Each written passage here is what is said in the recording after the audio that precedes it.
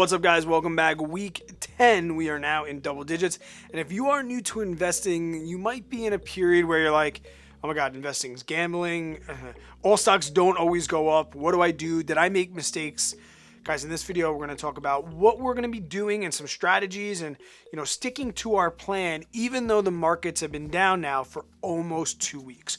We're going to hop into the spreadsheet, see exactly what I have going on in my 25 stock portfolio, as well as the ETFs and some that are doing good, some that are doing terrible, and what I'm going to be doing looking forward into week 11. If you are new to the challenge, guys, in 2021, I just challenge you all to find a certain amount of money that you are comfortable with and invest that money every single week. Whether that's $50, $100, $1, $10, I am committing to investing at least $50 every single week into stocks, into a total stock market index fund, and into a growth index fund that seemed to be so popular in 2020, and I wanted to see if they could continue their ride in 2021. Right here is the portfolio inside Robinhood, guys. Right now, the markets are open. It's Monday. I'm going to get this video out to you right away. As we can see, the total portfolio down almost $60, okay? So the whole portfolio down 4.37% in the last 3 months since we started. In the last month, down 11%. So as we can see, we've taken a huge downturn, which might get people a little bit worried, but we're going to see. We're not worried, guys. If anything, we might actually be excited. Over the last week, 8% of that 11%. So it's been a pretty red week, all things considered. Today we're trading pretty much flat. If we look at some of the stocks, here's the total stock market index fund right there, right even. And kind of VTI is doing exactly what it's designed to do. It's designed to avoid huge market fluctuations. It kind of just goes up slow and steady. It's not sexy. It's not something you talk about at parties with your friend. But if you have been following my channel for any amount of time, you know that it's the backbone of my whole investment portfolio outside of this challenge as well. And these are the reasons why when we see things start to dive, VTI kind of like keeps its feet on the ground and doesn't do anything crazy.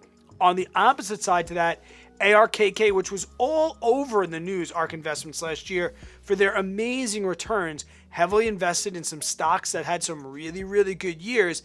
Right now, those stocks are doing the opposite. They're taking a beating, and over the last 10 weeks, ARKK, I'm down $100 in that position. The rest of the portfolio, which we'll see a little bit clearer in my spreadsheet, is a mix of speculative investments, growth stocks, dividend stocks. Pretty much let my Discord pick them. I pretty much put up a vote. They choose some stocks. At the end of the day, it is my money, so I don't always go with their stocks. But let's take a look at this spreadsheet. It's a little bit neater, and we'll be able to see all of those 25 stocks that I have. So here's a rundown of this spreadsheet, which is available to all of my Patreon members. I will leave that link down in the description below. You get all these spreadsheets and access to the Discord now with over 400 people, like-minded individuals, if you want to join that conversation. Most of you have seen this spreadsheet if you are not new to the challenge, so you know exactly what's been going on. But today I'm going to talk about definitely this percent difference. Right now is the current price below what my average cost is, so I am going to be looking to dollar cost average. I put some stocks actually last week inside the Discord to vote on. Let's take a look at those first and see if we're going to make any decisions. So last week, here's are the stocks that we voted on. We could see PLTR, a leading favorite, and we ended up not putting any stocks in the portfolio last week because of the dip, but it just kept on going down. It has not recovered. So I asked them this morning, should I keep averaging down, guys, or do you want to see me add some more? Overwhelming, guys, majority, 30 people said, definitely let's average down. That's a smart thing to do. And it really is. If there was something on my watch list that really took a dip that I really wanted to get, all right, I might think about adding it to the portfolio. None of these really jump out at me. I'll talk about these stocks. I'll end up adding some of them in the near future as well as putting some other ones up for vote. But we'll talk about the ones that we are going to put in. But I think definitely there is a time now to dollar cost average down, meaning let's get some shares that are less expensive than what we averaged in at, and then we'll be able to kind of lower that down. And then as the share prices recover, right, we'll get more capital gains that way. Now, moving forward with this challenge so far, looking at this spreadsheet, I have used just this percent difference. We can see the average cost and the current cost. So right now, this little flat, let's go to an opposite one. This is green. It says minus 28.29, and these might change during the video because, like I said, the markets are live and this information is being pulled from Google Finance. But the current price of ARKK is $112. Our average cost is $143. So right now I'm getting this essentially at a 28% discount. Now, that's something really to factor in when deciding when you're going to be dollar cost averaging in, but that's not the only factor I look at. What I want to do, I'm going to sort all of them by that percent difference and tell you exactly what I mean when I say it's not my only indicator. All right, guys, so now I've sorted it by that percent difference, and we can see VTI and ARKK, they say at the top, because I'm going to put $50 right into that, so it's been $500 into both of those.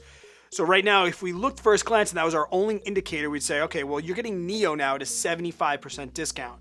But as I've talked about in weeks past, that's a real speculative investment for me. I don't exactly know what NIO is going to be doing. They've been super, super volatile. They've been up, they've been down. So right now, even though I have $15 and it's kind of like one of my lower holdings, and even though I'm getting it at a 75% discount, that's not something that I'm going to be looking into investing in this week. And on the opposite side of the spectrum, let's go all the way down to row 28. We see ticker symbol VUZI, VUZIX. Right now, it's saying that that's 40% more than I paid for it. So if I was, once again, using this as my only indicator, then VUZI would be off the table.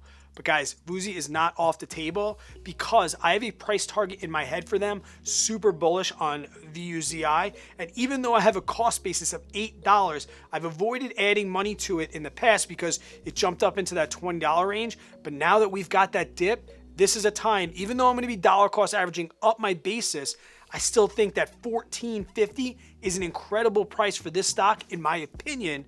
So I'm going to add $10 to VUZI, and that's going to be the first dollar cost up that I'm doing this week. All right, so I've put $50 into VTI. I've put $50 into ARKK. It's going to take a second for my graph to update. $10 now went into VUZI, so I have $40 remaining, guys. So this shows you have to look at a bunch of different factors. Granted, this is more expensive, but like I said, it's more expensive, but still far less than what I think it's going to be in the near future, even over the course of the year.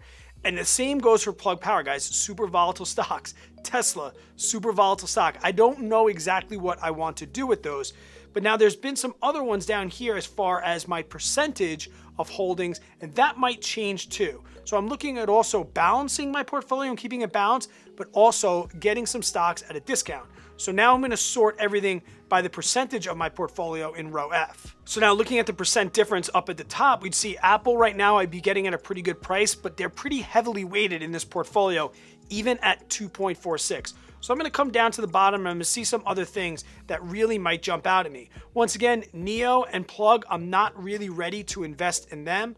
But now I see something like PayPal where I'm getting them at a 20% discount as well. That's something that I want, and I'm really bullish on them. At 1%, I'm going to add $10 now to PayPal. So that's a win for me because I'm not only getting at a discount, dollar cost averaging in, but also now I'm rebalancing my portfolio.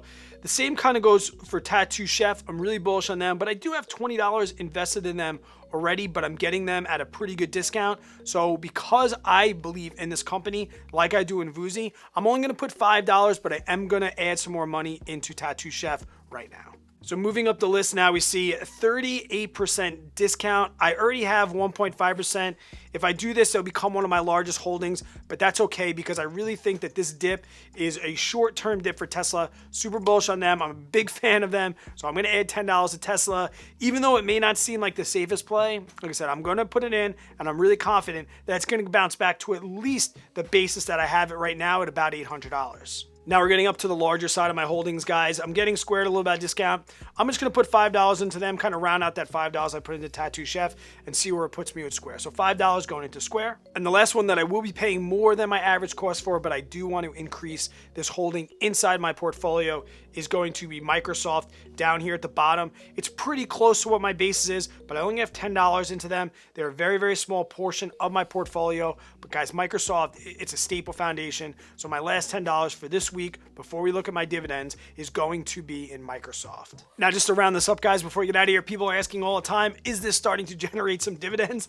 And yes, it really is. I remember on the 1st of March, we talked about that 2-cent win that we got from Visa. As you can see, most of these are being reinvested back in. That's drip. You can set that setting inside Robinhood or your brokerage to take that money. It is taxed, but then it goes reinvested back into the stocks. So on March 5th, I reinvested 9 cents. Looks like right here, Johnson & Johnson, 15 cents. My biggest dividend coming on the 9th, which is going to be tomorrow. And then looking forward, we got another 3, another 4, Duke Energy, one of my favorite utilities, and then boom, Pepsi to round out the month of March. Please get down in the comments, guys. Let me know how you're doing. How much are you investing every single week inside your own personal challenge, and how long have you been following me along? Have you been here since week 1, or did you just join? Guys, I'm enjoying this challenge so much, and even I can't believe how it's been 10 weeks already.